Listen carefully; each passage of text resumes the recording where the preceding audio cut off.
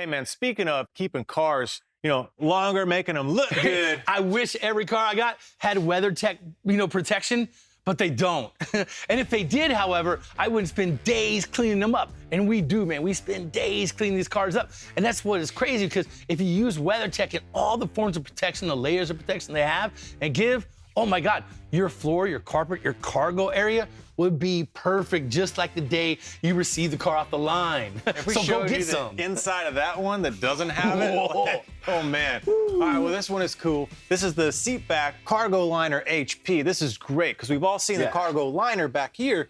So when you go pick up your tools, your gardening stuff, whatever, it's perfect. But those seat backs always seem to have pet fur on them and crumbs and crackers, your potting soil. So it's got this cool expandable accordion hinge here, which allows full protection of the back of the seat when you lay it down. Pretty cool, right? Yeah, and it stays there when you pop it back up, so it's always protecting your seat. And another little feature, point out these little guys. Yeah, if you have a child seat that you need to buckle in, right, like so, you just cut this out, but she doesn't need this, so no need to do so. But man, they think of everything. Yeah.